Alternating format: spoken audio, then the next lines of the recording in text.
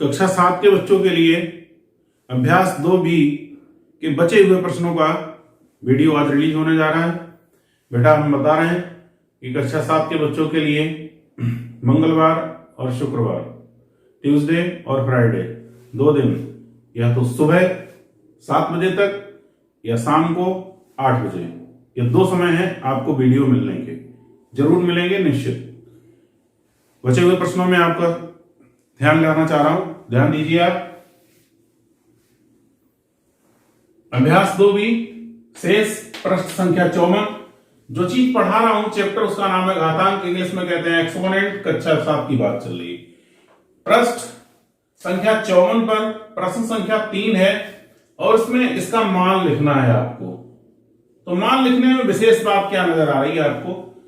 एक की चाहे कितनी भी घात हो, चाहे 1000 हो, मान तो एक आएगा, लेकिन बात केवल प्लस और माइनस की है।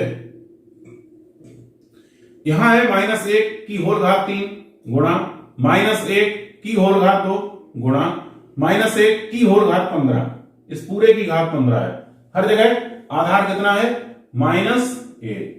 और जब आधार समान होता है और गुणा में लिखा होता है तो घातें जाती हैं जुड़। कितना हो जाएगा? 3 और 2 5 और 15 20। -1 की होल घात 20। जब घात सम संख्या होती है और अगर अंदर का आधार ऋणात्मक है तो मान कैसा होता है? धनात्मक, +1। उत्तर होगा 1। क्योंकि मैं आपको बता चुका हूं, एक की चाहे जितनी घात हो, 1 लाख क्यों ना हो, मान एक ही रहता है। बात सिर्फ यहां प्लस और माइनस की थी और कोई बात नहीं थी। प्रश्न संख्या 4 की तरफ बढ़ते हैं। बिल्कुल यही स्थिति इसमें है। यहां भी आधार -1, यहां भी आधार -1 और दोनों के बीच में निशान भाग का। आधार बराबर होने पर भाग में घातें घटती हैं। क्या होगा? -1 पहले की घात 49 और इसमें दूसरे आधार की घात 25 जाएगी घटेगा तो क्या बचेगा बेटा? यहां 49 लिख लें, यहां 25 लिख लें। 5 में से 5 0, 2 में से 2 0, फिर कितना आया? 49।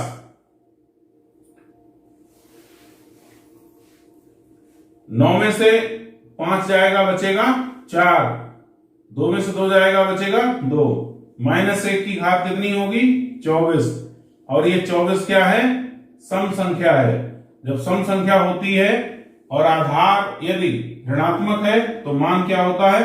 धनात्मक, +1।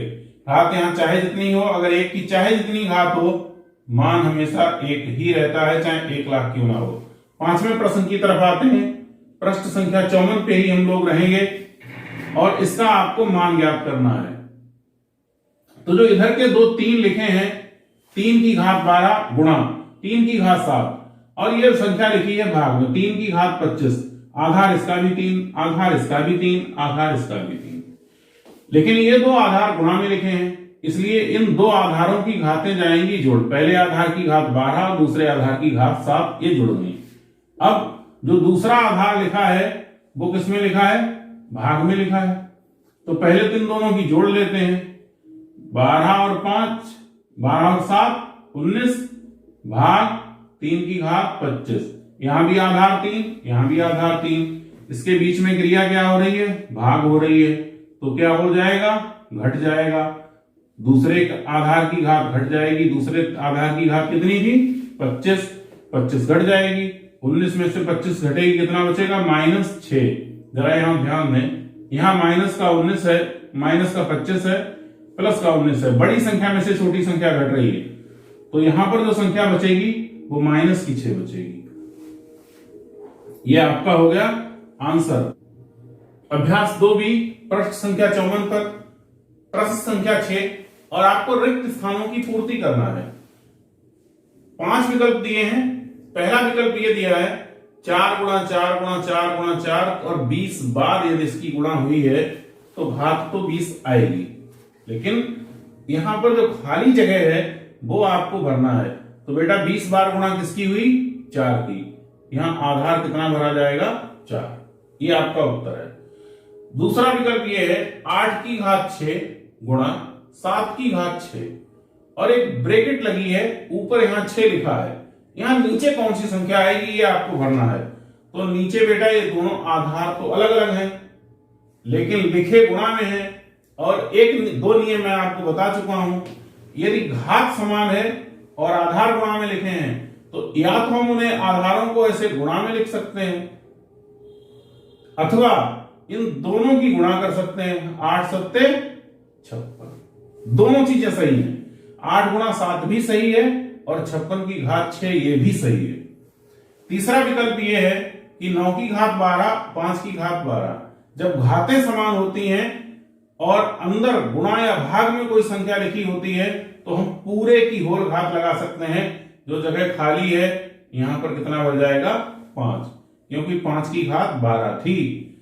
अब चौथे विकल्प की तरफ चलते हैं। 3 की घात 8 की होल घात 3। बेटा जब घातों की घात होती है तो उनकी आपस में गुणा हो जाती है, ये मैंने आपको नियम लिखाया है। तो भाई आधार तो यहां ये है, ये दोनों क्या है घातें हैं, तो इन दोनों की क्या हो जाएगी गुणा। 8 तिया 24, यहां संख्या कितनी बनी जाएगी 24। फिर पांचवें और अंतिम विकल्प की तरफ 2 की घात 3 की होल घात 5, आगे बराबर का निशान 2 की घात 5। अब ऐसी कौन सी संख्या यहां लिखूं जिसका मान इतना ही रहे, जाहिर सी बात है वो संख्या 3 बची है, यहां कितना भरा जाएगा 3। ये आपका हो गया फिल इन द ब्लैंक। ये एक बहुविकल्पीय प्रश्न है, प्रश्न संख्या 7। इसके 4 विकल्प दिए हैं, 4 में से कोई एक विकल्प आपका उत्तर है, वो विकल्प आपको छांटना है। बेटा 5 की घात 5 गुणा 8 की घात 5, दोनों की घात जब समान है और आधार यदि गुणा में है तो आधारों की गुणा हो जाती है। होगा क्या 5 गुणा 8 की होल घात 5, 8 पंजे 40, 40 की होल घात 5। और जहां तक मैं जान रहा हूं कि ये आपके प्रश्न संख्या 7 का विकल्प 1 सत्य है। प्रश्न संख्या 8 की तरफ -3 की घात 4 भाग -3 की घात 2। आधार समान होने पर भाग में घातें घटती हैं। इसका भी आधार -3, इसका भी। 4 में से 2 जाएगा बेटा, कितना बचेगा 3 की घात 2। अब -3 की घात 2 का मतलब यह है कि -3 गुणा -3, माइनस माइनस प्लस, 3 तिया 9। आपके अभ्यास में पुस्तक में तीसरा विकल्प सत्य है। 9 और अंतिम प्रश्न की तरफ चलते हैं। 4 गुणा 5 की घात 2 प्लस 5 गुणा 4 की घात 2, इसका आपको मान बताना है। 4 विकल्प हैं, एक विकल्प सही होगा।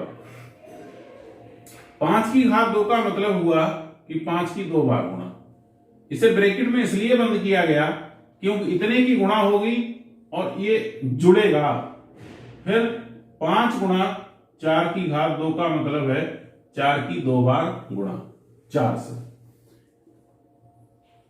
5 पंजे 25 प्लस 4 चौक 16, 25 चौका 100, 16 पंजे 80।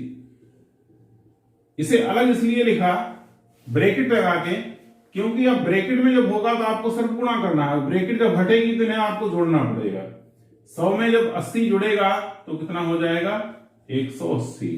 आपकी प्रश्नावली में ये चौथा विकल्प है, विकल्प 4 180 सत्य है।